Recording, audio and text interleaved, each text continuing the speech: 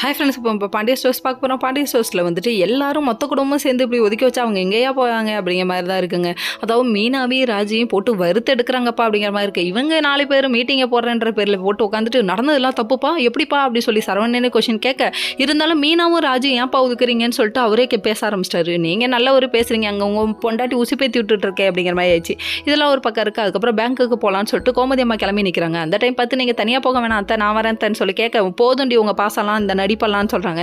ஏமா இவ்வளோ நாள் பாசம் காமிச்சதெல்லாம் பொய்யா கோபால், சொல்லுங்க கோபால் அப்படின்னு சொல்லிட்டு கதற ஆரம்பிச்சிருச்சு. ஏமா முடியலப்பா சாமி அப்படிங்கிற மாதிரி ஆயிடுச்சு.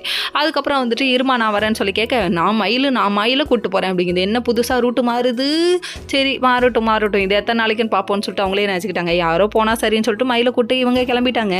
இதெல்லாம் பார்த்துட்டு சரி கோயிலுக்கு போயிட்டு வரலாம், மனசு சரியில்லைன்னு சொல்லிட்டு மீனாவும் ராஜியும் வர, ஏன்னா கதிர் ஒரு பக்கம் பேசாமல் இருக்கிறது நம்ம ராஜிக்கு கஷ்டமாக இருக்குது. இன்னொரு பக்கம் நம்ம செந்தில் மூஞ்சு கொடுத்து கூட பார்க்கல, ஏப்பா லவ் பண்ணி கல்யாணம் பண்ணிக்கிட்டேன், ஏன்ப்பா இப்படி பண்ணுற, வாழ்க்கைனா பல அடிகள் விழுவத்தான் செய்யும், அதுக்காக கட்டின பொண்டாட்டியை கண்டுக்காமல் இருக்கிறது ரொம்ப தப்புப்பா அப்படிங்கிற மாதிரி ஆயிடுச்சு. அதுக்கப்புறம் வந்துட்டு இதெல்லாம் இருக்க, அதுக்கப்புறம் நம்ம ராஜி என்ன சொல்கிறாங்கன்னா, எக்கா உங்கள்கிட்ட மாமா நல்லா பேசுகிறாரா அப்படின்னு சொல்லி கேட்க, அவங்கள்ட்ட எப்படி உண்மையை சொல்கிறது குமர்றதுன்னு தெரியாமல் போய் சொல்லிட்டு இருந்தாங்க. போய் சொல்லிட்டு இருக்க டைமில் நம்ம செந்தில் எதிர்க்க வர மூஞ்ச கூட பார்க்கலங்கிறத பார்த்துட்டாங்க. அதுக்கப்புறம் என் நிலைமை இப்படி தான், உன் நிலைமை இப்படி தான் தெரியுது, விடு வா போவோம் அப்படின்றாங்க.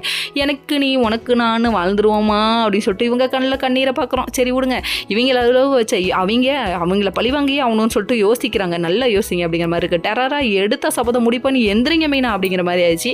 Okay friends, next video